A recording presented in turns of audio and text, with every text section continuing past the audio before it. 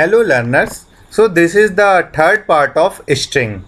In this part, we will see some predefined function in strings. So let's take example. Suppose our string is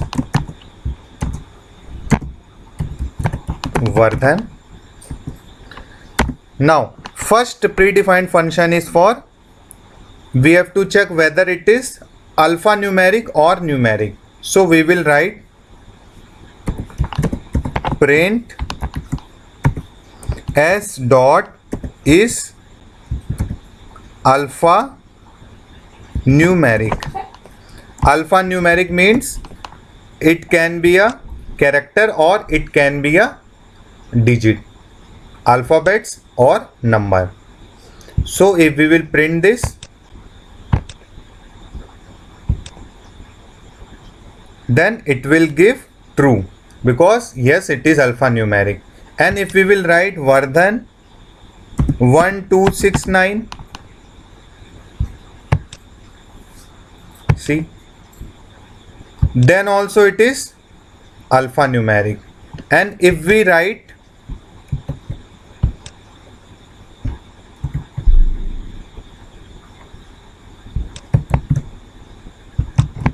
suppose if we write s is equal to vardhan126@gmail.com. Now check. Now it will not return true. See, it is returning false. Why? Because of this special character @. So is alnum is a predefined function and it will check only whether it is alphabet or number. Okay. Now if we want to check only alphabet, then we will define T is a string Vardhan. Now we will check T dot is alpha.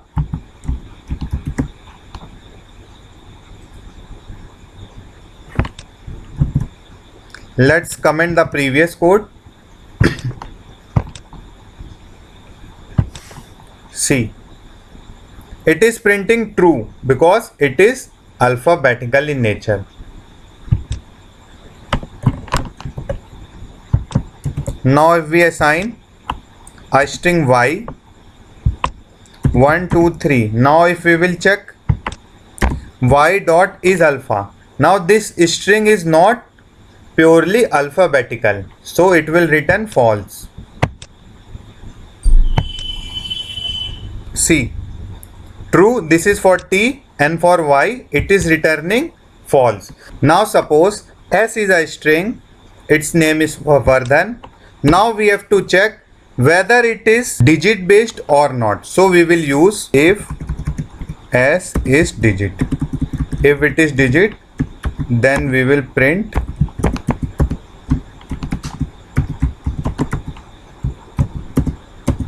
numeric, or we will simply write digit, else we will print alphabetical, alphabets. Okay, now run this code.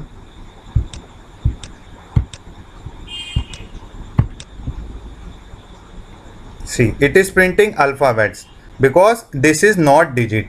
For making it digit, we have to change it.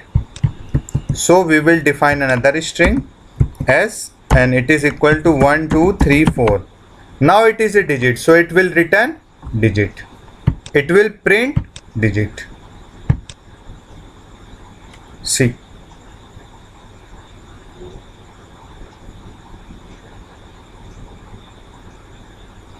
so actually this s is not a string, so we have to write it in a string format. Now it is a string. If we will check, now it is returning digit because this string is containing numbers. Okay, now let's move further. Another redefined function is length. So if we want to print the length of string, then we will write print len of s. So length of a string will be printed. See, length is 5. Next predefined method is upper.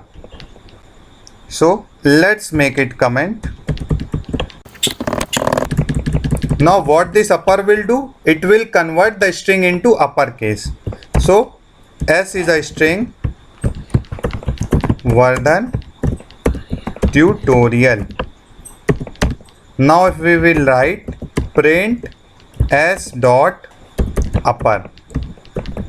Now this method will convert this full string into uppercase.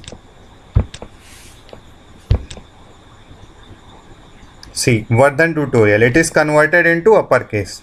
Now if we want to print it in lowercase, then we will write s string dot lower.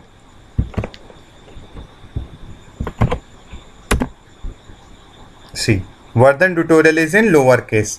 Now third case is title case. Title case means this V should be capital and T should be capital. Okay. Suppose our T is not in uppercase. Now if we will print s dot title,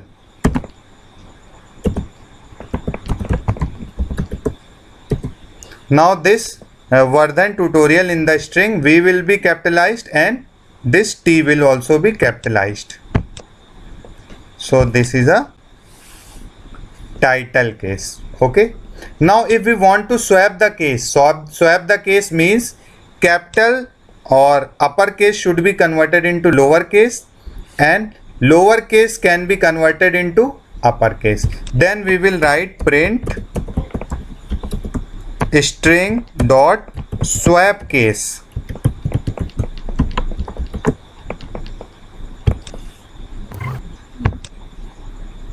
See, V is in uppercase, it is converted into smaller case, and rest all the things are in smaller case, it is converted into uppercase. So these are the method, 4 predefined method for use of cases.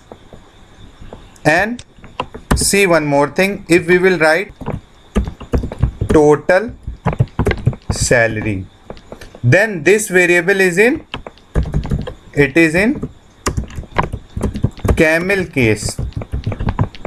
Okay. And if we will write this total salary, then it is in snake case.